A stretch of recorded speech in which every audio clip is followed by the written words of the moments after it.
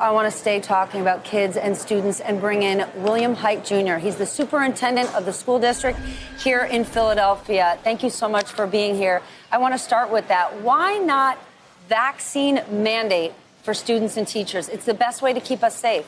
Yeah, and I'm a firm believer. First of all, it's great to be with you and welcome here to Philly and the Reading Terminal. But that's a complex issue for us. And we think that I'm a firm believer that anyone who can and is eligible to get the vaccine should get one. Ultimately, in a district like ours, that becomes a very complex issue. So we're trying to take our time and be informed by our partners, in collaboration with partners. And we want to be thoughtful about that, but really take our time in making that decision on whether or not to require vaccination. I'm guessing when you say complex issue, you're talking about challenges like a teachers union. If you didn't have to fight that, if you could have your way, would you mandate vaccines here? Oh, absolutely. Absolutely. Would mandate them as quickly as possible. I would have mandated them a long time ago if we could have done that. 2 weeks ago, the conflict you were thinking about was, would kids have to wear masks? That was an issue for parents. Here we are.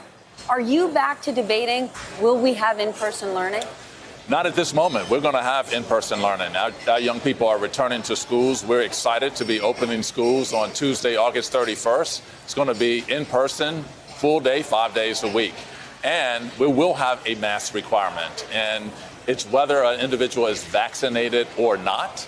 And everyone in our facilities will be masked. All adults will be tested on a weekly basis. Children that are symptomatic will also be tested. And our athletes will be tested once or twice a week, unless they show proof that they have been vaccinated, as well as our band students and our chorus students. And if someone comes in contact with a positive case, they can actually test to stay in school. And if they test negative over 3 days in a 7-day period, then they may stay. If not, they will have to be quarantined for 10 days. These are complicated issues that you're dealing with, and we haven't even touched education. No. You, like every other superintendent and teacher in this country, are dealing with learning loss. Last year, 31% of students in Philadelphia failed at least one class.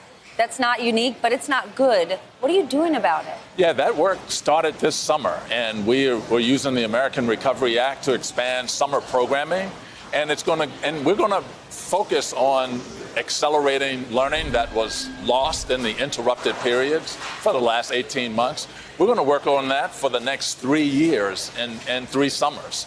And we know that it doesn't all happen at once. And so we actually are having more staff work with young people. We have more counselors who will be able to respond to student trauma or the traumas that families have experienced during this pandemic and the periods of isolation.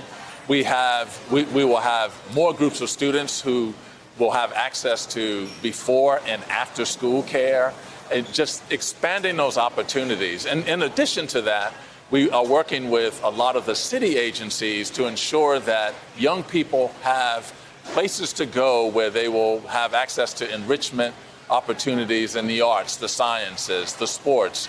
And we're trying to do all of that with a thought towards repairing and accelerating the learning that children lost over the last 18 months. Beyond access, how do you find those kids, and there's a lot of them, who have lost their motivation, who aren't even in the school system anymore? When you and I went to school, if we didn't show up to school for a week, there was a police officer knocking on our mother's door saying, time to show up. How do you find all of those kids, those teens who are gone? Yeah, we're going to do it the old-fashioned way. We're knocking on doors and walking neighborhoods and have individuals who know communities who are getting out and about. And this is, now that we're coming back to school in person, we have now staff members back in person, but we have school safety officers. We have individuals who are working with individuals who are truant. We have administrators. We have climate managers. All of these individuals can make contact with young people or the homes of young people. And we're also working with the city agencies to ensure that we are using all of the assets at our disposal to re-engage students. All that you're doing and all the challenges, I have to ask you, how do you feel personally that there are still people that are not vaccinated, and it's the number one way to keep your school system safe. How does that make you feel? Yeah, I mean, it is. I don't understand it. First of all, first and foremost, being an educator that's informed by science, and all the science is telling us now, and we have proof now that the vaccines is the way to prevent this virus from spreading, and individuals are still saying, no, not me, or I'm not going to do that because of whatever. But it's frustrating, and it's frustrating when you educate children who could be exposed to individuals who are not vaccinated on their way to and from school. So it is frustrating for me, but I have to manage those things that are within our control. And that's the 130,000 children that we serve in classrooms every day and the 20,000 staff members who are supporting them.